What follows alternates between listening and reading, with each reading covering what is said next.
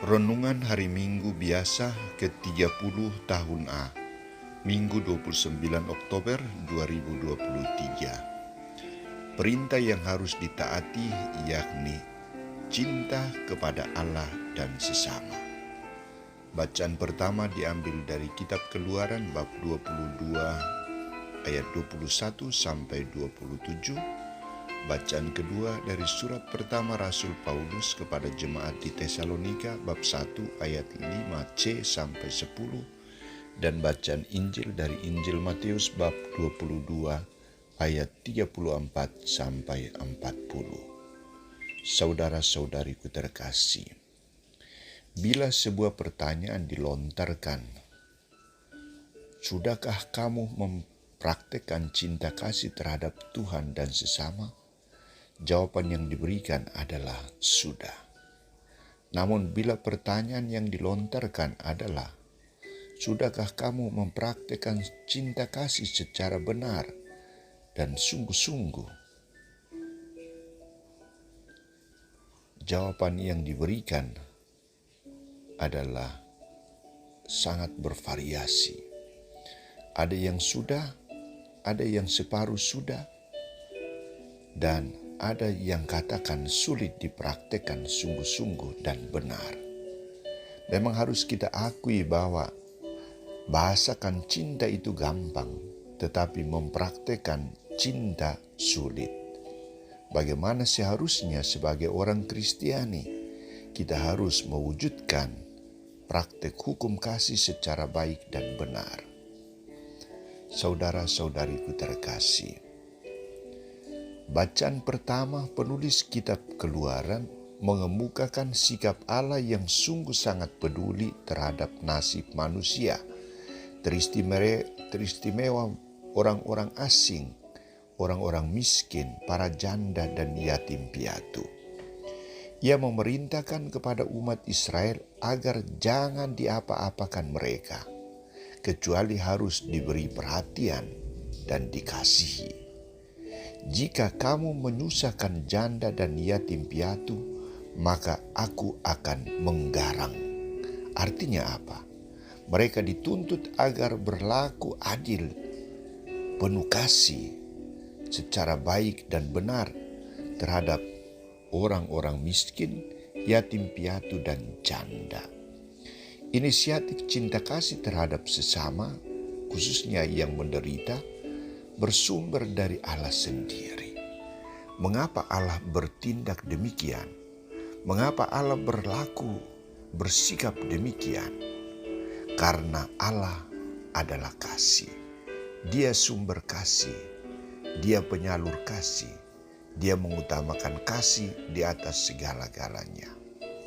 Saudara-saudariku terkasih, perintah cinta kasih ini lebih lanjut ditekankan oleh Yesus ketika ia memberikan jawaban atas pertanyaan orang Farisi yang mencobai dia.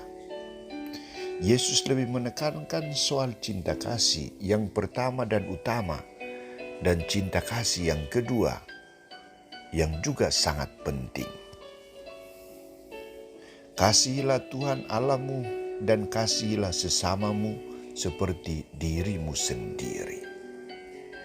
Jawaban Yesus ini menjadi inti dari kehidupan dan pewartaan gereja, dan inti dari semua hukum yang berlaku, yakni hukum kasih.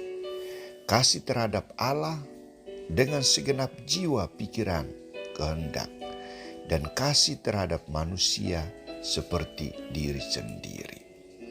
Kasih terhadap Allah menjadi hukum yang paling utama dan pertama karena seluruh hidup manusia dan alam ciptaan lainnya bersumber dari kasih Allah. Semuanya ada karena kasih Allah. Allah menjadi pemilik dan penguasa. Dan hukum yang kedua adalah kasih terhadap manusia seperti diri sendiri. Mengapa Yesus menekankan kasih terhadap manusia harus diwujud nyatakan seperti perhatian dan kasih terhadap diri sendiri? Karena manusia juga mendapat porsi yang sama dalam pelayanan gereja pelayanan masyarakat, pelayanan kita.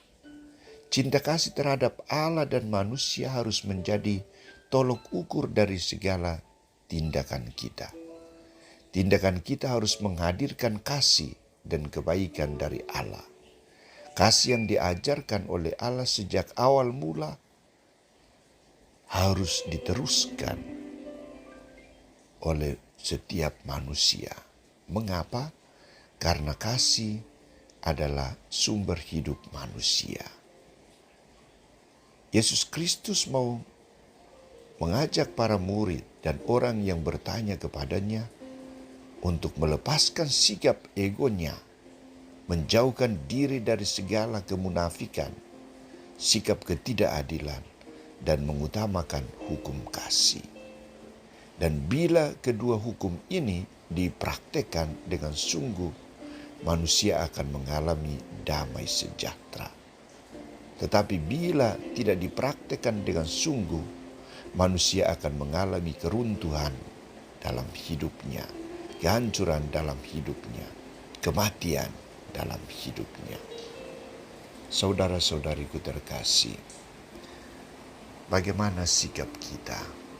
Paulus mengajak kita sekalian untuk memberikan perhatian dan bantuan terhadap mereka yang menderita. Menurut Paulus, hal ini bila tidak dilaksanakan oleh seorang beriman, maka akibatnya akan lebih fatal.